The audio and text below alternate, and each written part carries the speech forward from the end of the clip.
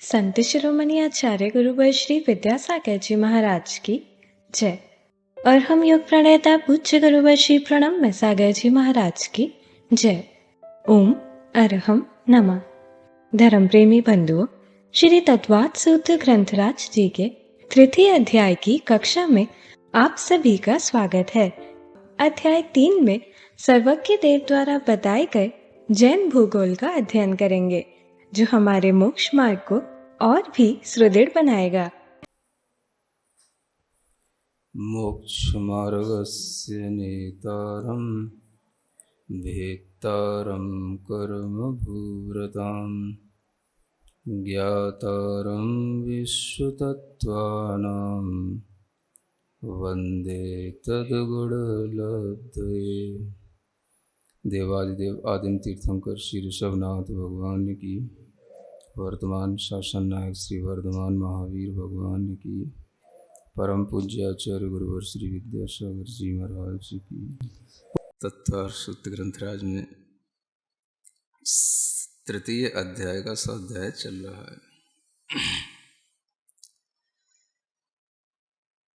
जम्बू द्वीप के आगे जो धातकी खंड, पुष्करार्ध आदि द्वीप हैं, उनके विषय में भी चर्चा हो चुकी है।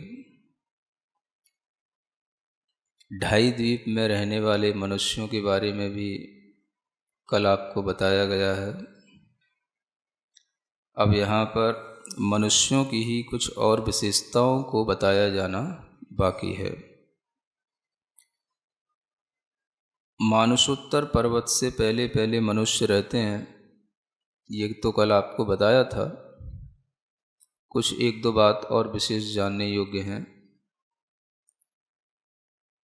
कि मनुष्य तो मानुषोत्तर पर्वत के उधर नहीं जाते, और कोई भी रिद्धि प्राप्त मनुष्य भी होंगे, मुनीश्वर भी होंगे, तो वो भी नहीं जा पाएंगे। कोई देव आदि के संयोग से भी अगर कोई देव मनुष्य को वहाँ ले जाना चाहे तो वो भी नहीं जा पाता है। यह मानुषोत्तर पर्वत के कारण से मनुष्य की यह सीमा जो निर्धारित की गई है, इससे मनुष्य के लिए उधर जाना वर्जित हुआ है। एक दो अपवाद हैं जो किसी विशेष कंडीशन में, जिसे हम उपपाद और समुद्घात कहते हैं, ऐसी दो कंडीशन आचार्यों ने छोड़ रखी हैं।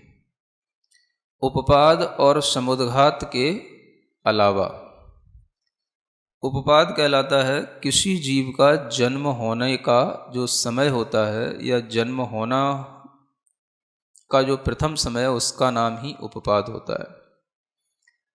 उस उपपाद की दृष्टि से या समुद्घात की दृष्टि से।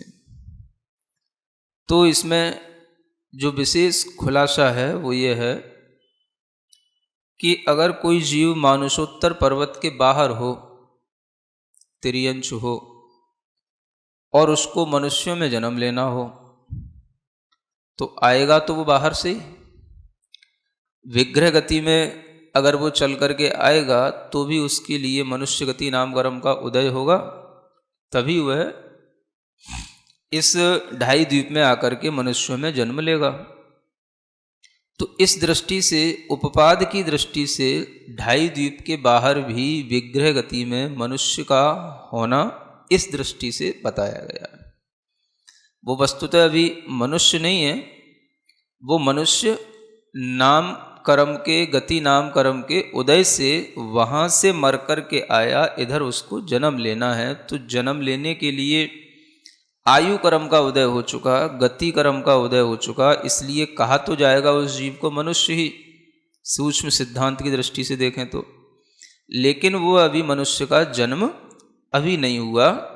जन्म जो होना चाहिए उसका अपने योनि स्थान पर पहुँचने के बाद होगा, वो अभी न होते हुए भी विग्रह गति में जो ये जीव उपपाद की दशा में माना जाता है, उस उपपाद की अपेक्षा से इसको मनुष्य गति में मनुष्य जो है वो बाहर है, ऐसा कहा जाता है। समझ आया?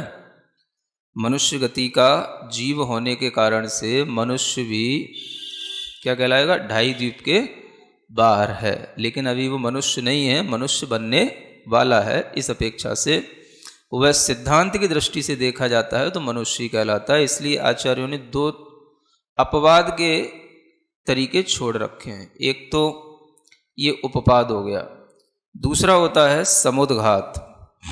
समुद्घात में एक समुद्घात होता है जिसे हम मारणांतिक समुद्घात कहते हैं।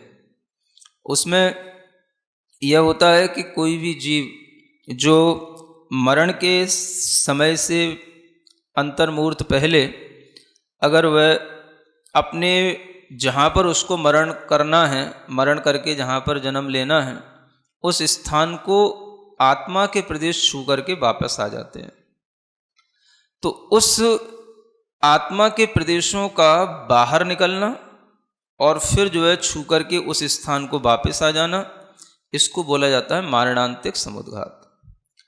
तो ऐसी कंडीशन में भी अगर कोई जीव मनुष्य लोक के बाहर कहीं जन्म लेने वाला हो और वहाँ पर भी उसके लिए मारणांतिक समुद्घात के माध्यम से उसके आत्मा के प्रदेश पहुँच जाए तो संभव है। तो इन कंडीशनों में जब हम देख रहे हैं तो केवल आत्मा के प्रदेशों का ही गमन हो रहा है और आत्मा का ही एक तरीके से उपपाद के माध्यम से, है ना, मनुष्य लोक के बाहर रहना या देखना आ रहा है। एक और कंडीशन बनती है, जब केवली समुद्घात होता है तब भी आत्मा के प्रदेश पूरे लोक में फैल जाते हैं। तो उस समय पर भी आत्मा में देखा जाए तो मनुष्य आयु का ही उदय है, मनुष्य गति नाम कर्म का ही उदय है, तो वह मनुष्य ही है आत्मा। तो केवली समुद्घात में भी आत्मा के प्रदेश जब फैलेंगे तो ढाई द्वीप के बाहर भी वो होंगे। तो ऐसी स्थिति में भी वह आत्मा के प्रदेश ढाई द्वीप के बाहर निकल गए तो वो भी कहलाएगा केवली समुद्घात, है ना। बस ये दो प्रकार के समुद्घात हैं और एक वो उपपाद की दशा है। इन तीनों दशाओं में ही बस मनुष्य ढाई द्वीप के बाहर है। समझ आ रहा है? अब वो मनुष्य है किस रूप में है, ये आप इस दशाओं को देख करके समझ करके अनुमान लगा सकते हो कि वह मनुष्य का ना तो वहां पर शरीर है और ना ही मनुष्य का कोई पुतला है। केवल मनुष्य गति नाम कर्म के या आयु कर्म के उदय वाला वह जीवात्मा के प्रदेश हैं। केवली समुद्घात में भी प्रदेश ही फैल रहे हैं। भगवान नहीं गए, स्वयं तीर्थंकर भी ढाई द्वीप के बाहर नहीं जा सकते हैं जब तक मनुष्य का शरीर है उनका, है ना। तो ये भी देखो कितनी बड़ी कंडीशन है, कितनी रिद्धि प्राप्त हो वो भी ढाई द्वीप के बाहर नहीं जा सकते हैं। तो मनुष्य तो नहीं गया, आत्मा के प्रदेश बाहर गए। तो केवली समुद्घात में भी आत्मा के प्रदेश बाहर गए और मारणांतिक समुद्घात होता है तब भी जीव तो यहीं रहता है, उसकी आत्मा के प्रदेशों का फैलाव होता है तो वह ढाई द्वीप के बाहर भी चला जाता है और वहाँ से लौट करके छू करके अपने स्थान पर आ जाता है। तो ये समुद्घात की स्थिति में जाना तो जब होता है तो उस समय पर भी केवल आत्मा के प्रदेश ही जा रहे हैं, शरीर नहीं जा रहा है। समझ आ रहा है ना। और जब उपपाद हो रहा है तब भी वो आत्मा ही जो है इधर जन्म लेने आ रही है, शरीर नहीं आ रहा है। बस उसके साथ जो अपना तेजस कार्मण शरीर जुड़ा हुआ है वो है, वो तो कोई बड़ी बात नहीं है, क्योंकि जब तक वह शरीर औदारिक न बने तब तक उधर जाना संभव नहीं है। तो इस दृष्टिकोण से आप देख सकते हैं कि इन्हीं बस तीन दशाओं में केवल मनुष्य का या मनुष्य गति नाम कर्म वाले या आयु कर्म वाले जीव का ढाई द्वीप से बाहर रहना या गमनागमन होता है और कोई भी कंडीशन आचार्यों ने इसके अलावा स्वीकार नहीं की है। मतलब यह है कि औधारिक शरीर के साथ में ढाई द्वीप के बाहर जाना संभव नहीं है। और औधारिक शरीर के अलावा अब एक शरीर और बचता है, आहारक शरीर। समझ आ रहा है? तो वो भी एक शरीर है, तो वह भी आहारक शरीर होने के कारण से वह उस शरीर के साथ भी सभी अंगोपांग बने हुए हैं। वो भी एक पुतला है, शरीर है और बिल्कुल मानव आकृति है, तो उसके साथ भी बाहर जाना संभव नहीं दिखता है ना। यद्यपि एक बार आचार्य महाराज ने इस विषय में बड़ा विचार किया, चिंतन दिया, और उनकी धारणा में ऐसा है कि ये जाना चाहिए, तो वो आचार्य महाराज ने अपना चिंतन स्वरूप दिया है, लेकिन वो चीज़ जो है शास्त्रोक्त तरीके से बैठती नहीं है। तो इस तरह से जब हम देखते हैं तब हमारे लिए केवल ये उपपाद और समुद्घात में, दो समुद्घात की दशाओं में ही बस केवल जो है मनुष्य गति वाले जीव का 2.5 द्वीप के बाहर अवस्थान दिखाई देता है, इतना ही हमको समझना चाहिए। और ये ही इसकी एक जो छोटी सी विशेषता छूट रही थी वो आपको बताइए, है ना। तो मनुष्य जो है अगर 2.5 द्वीप के बाहर होगा तो इन 2 कंडीशन में और हो सकता है, वो आप लोग विशेष ध्यान रखना। अब आगे का सूत्र पढ़ते हैं। आर्या म्लेच्छाश्च। हाँ, अब इन्हीं मनुष्यों का, जो ये ह्यूमन बीइंग्स हैं, इन्हीं का 2 तरीके से डिवाइडेशन किया गया है। एक तो इनको आर्य बोला है और एक मनुष्यों को म्लेच्छ बोला है। 2 तरीके के म्लेच्छ होते हैं, मैंने 2 कैटेगरी बनाई है केवल मनुष्यों की, है ना। तो आर्य का मतलब आचार्यों ने कहा है गुणैर गुणवद भिर्वा अर्यन्ते सेव्यन्ते इति आर्या, यानी जो गुणों से या गुणवान पुरुषों के द्वारा जो सेवित होते हैं या गुणवान पुरुषों के द्वारा जो पूजे जाते हैं वो आर्य कहलाते हैं। यानी जहाँ पर गुणों की आराधना की जाती है, गुणों की ही प्रशंसा होती है और गुणी लोगों के संपर्क में ही रह कर के लोग अपने गुणों की वृद्धि करते हैं, वो क्षेत्र, वो स्थान आर्य स्थान कहलाते हैं और वहाँ के मनुष्य भी आर्य मनुष्य कहलाते हैं। इसे अगर हम अपनी भाषा में समझें तो मतलब एक तरीके के सिविलाइज्ड ह्यूमन बीइंग्स होते हैं, है ना।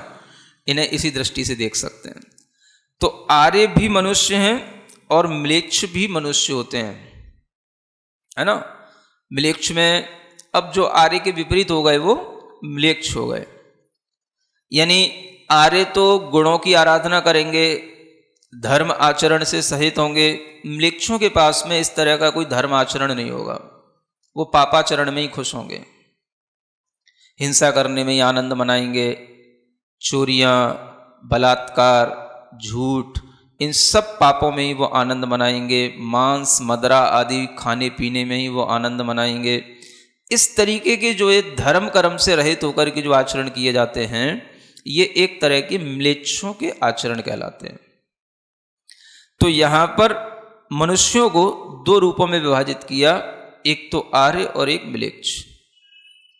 अगर हम इन मनुष्यों को और भी रूपों में विभाजित करने की कोशिश करें तो च के माध्यम से किया जा सकता है कि मनुष्य जो है, अगर हम सिद्धांत की दृष्टि से देखते हैं तो एक पर्याप्तक मनुष्य होते हैं, एक निर्वृत्त पर्याप्तक मनुष्य होते हैं और एक लब्धि अपर्याप्तक मनुष्य होते हैं। ऐसे मनुष्यों का 3 रूपों में विभाजन भी हो जाता है। फिर इसके बाद में अगर हम और मनुष्यों का विभाजन करना चाहें तो भी आचार्य कहते हैं कि एक कर्म भूमिज मनुष्य, एक भोग भूमिज मनुष्य और एक जो है आर्य मनुष्य और एक म्लेच्छ मनुष्य, ऐसे विभाजन करके हम 4 तरीके बना सकते हैं। अगर हम आर्य और म्लेच्छ मनुष्यों के भेद उपभेद जानने की कोशिश करेंगे तो इसका भी विभाजन आचार्यों ने किया हुआ है और वह सब बहुत अच्छे ढंग से किया हुआ है। आर्यों के भी भेद किए हैं कि आर्य कई प्रकार के होते हैं। क्षेत्र में रहने वाले क्षेत्र आर्य कहलाते हैं। क्या बोलते हैं? क्षेत्र आर्य। जैसे कि अच्छे अच्छे जो क्षेत्र होते हैं, जैसे कौशल देश, महाकौशल देश, अवध प्रांत, है ना, ये जो अयोध्या आदि के स्थान जहाँ पर तीर्थंकर आदि रहे हैं, ये सभी क्षेत्र जो है क्या कहलाते हैं? ये सब अच्छे आर्य के स्थान कहलाते हैं और इन क्षेत्रों में रहने वाले मनुष्य भी क्षेत्र आर्य की संज्ञा से कहे जाते हैं। यानी क्या बोलेंगे? क्षेत्र आर्य। रीजन वाइज ये सब सिविलाइज्ड होते हैं, मतलब एक क्षेत्र का भी प्रभाव पड़ता है। अब वर्तमान में वो प्रभाव हमें कम दिखाई देता है, एक अलग मैटर है, लेकिन वस्तुतः क्षेत्र का भी प्रभाव रहा है और रहता है। तभी आप देखोगे कि अच्छे क्षेत्रों में रहने वाले लोग भी अच्छे आचरण वाले मिला करते हैं। ये क्षेत्र आर्य कहलाते हैं। दूसरे होते हैं जात्यार्य, जाति से आर्य होना, जैसे इक्ष्वाकु वंश में जन्म लेने वाले, रघुवंशी, है ना, और जो कुरुवंशी, ये सब जो वंश हैं, इन वंशों में उत्पन्न हुए मनुष्य अपने आप में क्या कहलाएंगे? जाति आर्य कहलाएंगे। जाति से ये सभी श्रेष्ठ हैं, उच्च जाति में उत्पन्न हुए हैं। इन जाति में उत्पन्न होने वाले लोग अपना धर्माचरण अच्छा ही बना करके रखते हैं। फिर एक होता है कर्म आर्य, कर्म से आर्य होना। इस कर्म आर्य को आचार्यों ने 3 भागों में विभाजित किया। एक तो सावध्य कर्म होते हैं, एक अल्प सावध्य कर्म होते हैं, और एक असावध्य कर्म होते हैं। कितने? 3 प्रकार के। ओम अरहम नमः। तो चलिए आज की कक्षा का एक क्विक रिवीजन कर लेते हैं। हमने जाना मानसोत्तर पर्वत से पर्यंत मनुष्य नहीं होते। यहाँ तक ऋतिधारी मुनीश्वर या किसी देव के सहयोग से भी कोई इसके पार नहीं जा सकता। स्वयं तीर्थंकर भी इसके बाहर नहीं जा सकते, क्योंकि उनका शरीर मनुष्य का ही होता है। परंतु सिद्धांत की दृष्टि से इसमें 2 अपवाद हैं, उपपाद और समुद्घात। उपपाद का अर्थ है जीव के जन्म होने का समय, उसका प्रथम समय 2.5 द्वीप के बाहर से किसी जीव को मनुष्य जन्म लेना है तो उसके मनुष्य आयु और गति कर्म का उदय होगा। विग्रह गति में यह उपपाद दशा है। वह अभी मनुष्य नहीं है, मनुष्य बनने वाला है, किंतु सिद्धांत की दृष्टि से वह मनुष्य ही है। उसका जन्म योनि स्थान पर पहुंचने के बाद होगा। समुद्घात में भी मारणांतिक समुद्घात और केवली समुद्घात दोनों में यह अपवाद होता है। मारणांतिक समुद्घात में जीव की आत्मा के प्रदेश उसके मरण से अंतर मुहूर्त पहले उसके आगामी जन्म स्थान को छूकर वापस आते हैं, जो 2.5 द्वीप के बाहर हो सकता है। ऐसे ही केवली समुद्घात में केवली भगवान की आत्मा के प्रदेश 2.5 द्वीप के बाहर भी फैलते हैं। हमने समझा कि दोनों ही स्थिति में मनुष्यों का शरीर 2.5 द्वीप के बाहर नहीं जा सकता। समुद्घात में केवल आत्मा के प्रदेश ही जाते हैं। उपपाद में आत्मा ही इधर जन्म लेने आती है, शरीर नहीं। आत्मा के साथ उसका तेजस कार्मण शरीर जुड़ा होता है। औदारिक और आहारक शरीर 2.5 द्वीप को नहीं लांघ सकते। इस तरह हमने देखा कि केवल उपपाद और 2 समुद्घात की दशाओं में ही मनुष्य गति वाला जीव 2.5 द्वीप के बाहर अवस्थान कर सकता है। सूत्र 36 में हमने जाना कि मनुष्य 2 प्रकार के होते हैं, आर्य और म्लेच्छ। आर्य गुणों से या गुणवान पुरुषों के द्वारा पूजे जाते हैं, जहाँ पर गुणों की आराधना प्रशंसा की जाती है और लोग धर्म आचरण से सहित होते हैं। उन स्थानों को आर्य स्थान कहते हैं और वहाँ के मनुष्यों को आर्य। म्लेच्छ आर्य के विपरीत होते हैं। वे पापाचरण, हिंसा, चोरियां, बलात्कार, झूठ, मांस, मदिरा आदि खाने पीने में ही खुश होते हैं। वे धर्म कर्म से रहित होते हैं। हमने सूत्र में च के माध्यम से भी मनुष्यों का विभाजन समझा। सिद्धांत की दृष्टि से 3 प्रकार के मनुष्य होते हैं, पर्याप्तक, निवृत्त पर्याप्तक और लब्धि अपर्याप्तक। मनुष्यों के 4 विभाजन करें तो आचार्य कहते हैं कर्म भूमिज, भोग भूमिज, आर्य और म्लेच्छ। आज हमने आर्य मनुष्यों के भेद भी जाने। क्षेत्र आर्य, अच्छे अच्छे क्षेत्रों के मनुष्य को क्षेत्र आर्य कहते हैं, जैसे कौशल देश, महाकौशल देश, अवध प्रांत, अयोध्या आदि। जाति आर्य, श्रेष्ठ उच्च गति में उत्पन्न मनुष्य जाति से आर्य होते हैं। इक्ष्वाकु वंश, रघुवंश, कुरुवंश आदि में उत्पन्न हुए मनुष्य ये अपना धर्म आचरण अच्छा ही रखते हैं। कर्म आर्य कर्म से आर्य होते हैं। इनके विषय में हम अगली कक्षा में जानेंगे। तो चलिए अब हम सभी जिनवानी स्तुति करते हैं और तत्पश्चात समय होगा आज के सवाल का।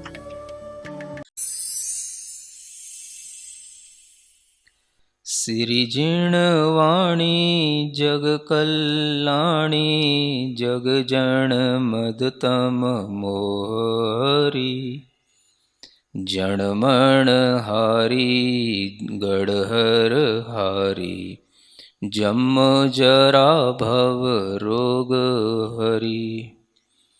तिथियराणम दिव्यझुणिम जो पड़ई, सुणई मय्ये धारई। राणम सौखमणन्तं धरिय, सासद मोक्ष पदम पावई। सासद मोक्ष पदम पावई। अब समय है आज के प्रतियोगिता प्रश्न में भाग लेकर आकर्षक पुरस्कार जीतने का। आप अपने फ़ोन को QR कोड स्कैन करने के लिए तैयार रखें या लिंक पर जाएं। आप अपना उत्तर चुनकर हमें कल दोपहर 2 बजे तक भेज सकते हैं। 3 भाग्यशाली विजेताओं को मिलेंगे आकर्षक पुरस्कार। विजेताओं के नाम इसी कार्यक्रम श्रृंखला में हर रविवार को घोषित किए जाएंगे। साथ ही सभी प्रश्नों के सही उत्तर भी बताए जाएंगे। आज का सवाल है, निम्न में से कौन सा मनुष्यों का विभाजन नहीं है? कर्म भूमिज मनुष्य, योग भूमिज मनुष्य, आर्य मनुष्य, म्लेच्छ मनुष्य। अगर आप किसी कारणवश कोड को स्कैन ना कर पाए हो तो आप क्लास की वेबसाइट पर जाकर उन्हें अटेम्प्ट कर सकते हैं या दिए गए लिंक और QR कोड को स्कैन कर सकते हैं।